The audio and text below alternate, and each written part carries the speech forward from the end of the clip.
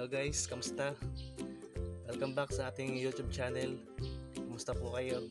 Today's video guys, ang gagawin natin ay magre-repa tayo ng mga strawberry runners. Ito yung mga runners na napropagate natin dito sa akin likuran. Ito sila guys. I-repa natin sila sa kanilang pinakapat.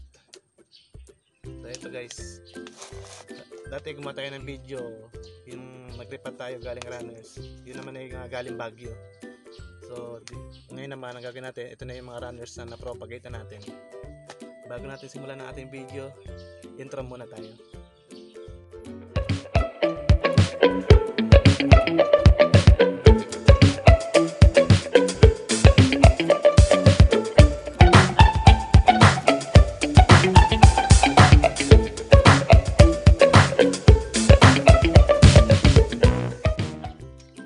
Guys, ito yung gagamitin natin medium.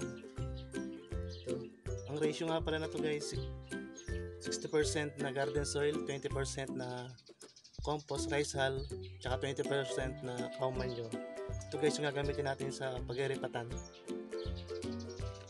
Simulan na natin guys.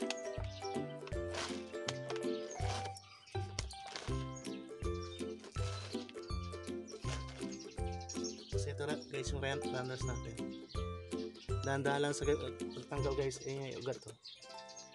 Tulak lang natin dito para buuin natin yung kailangan buo siya para hindi masira yung ugat sa mga dito ganyan.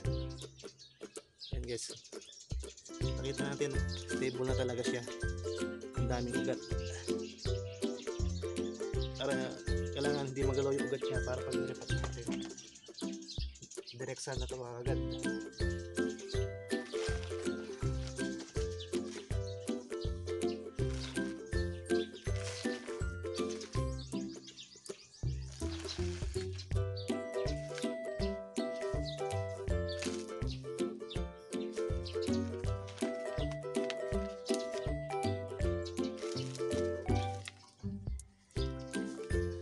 Guys, yun na lang ang pag-repat natin. Kailangan nakakita pa rin yung kanyang crown. Kailangan hindi malubog yan para pag dinidilagan natin, pag laging basa ang soil, hindi siya mag-cause ng root rot. Ganyan lang guys.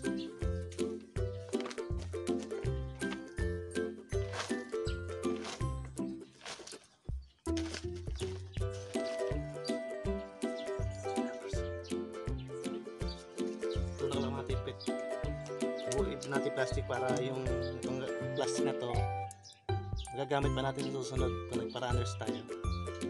Ganda na ugat guys, talagang stable na siya.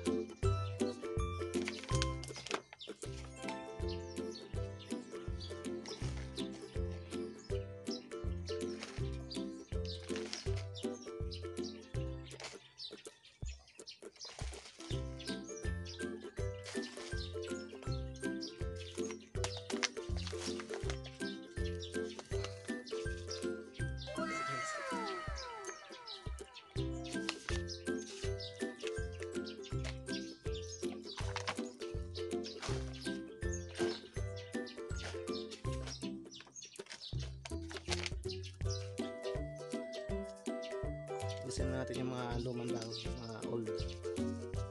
Tapos tulak lang natin. Ayan.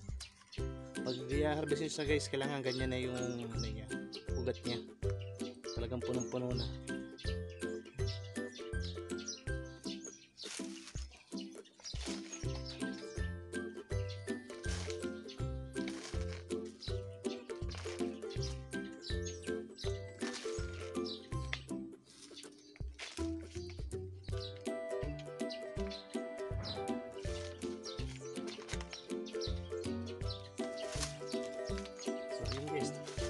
Kagad tayong mag-repat.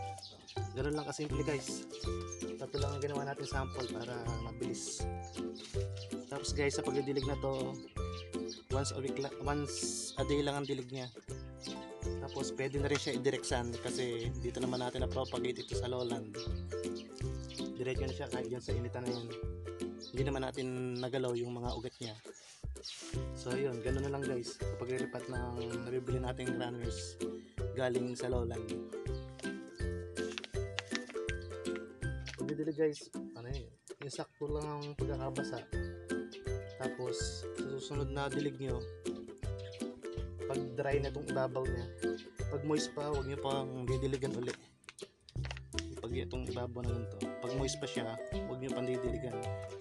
Para kasi pag moist pa to, ibig sabihin dito sa pinakababa niya, ibasa pa.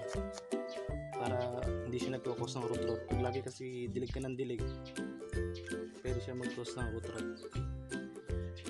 Okay guys, diligan naman natin sila. So ayan guys, ito na yung tapos nating lipat tanim ng mga runners na pinropagate natin galing lowland. Ayan, dyan natin kinuha yan guys, mga napa-runners natin dyan. So ayan guys, diligan na natin.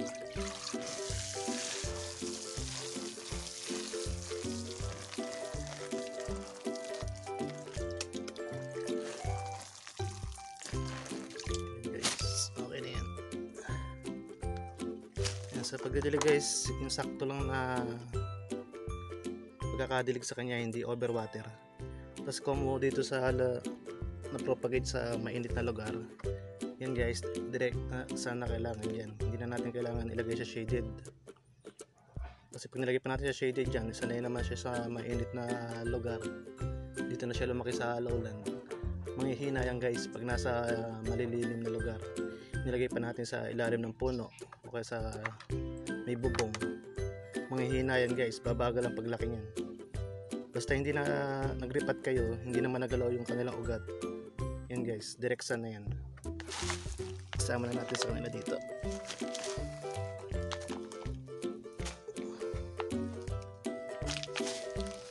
So ayan guys, ganoon lang kasimple.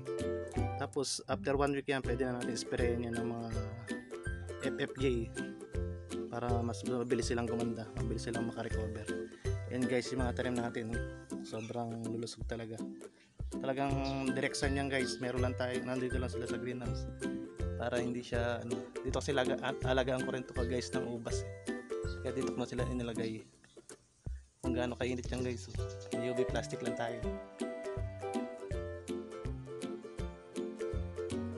So ayun lang guys, maraming salamat sa inyong panonood. Sana may naibahagi ako sa inyong dagdag kaalaman sa paglilipat ng strawberry. Maraming salamat. Kung nagustuhan mo ating ginawang video, pa-like, share, and subscribe na rin guys pag hindi pa kayo nakasubscribe. Maraming salamat guys. Hanggang sa muli nating paggawa ng mga video pa. Kita-kita tayo uli.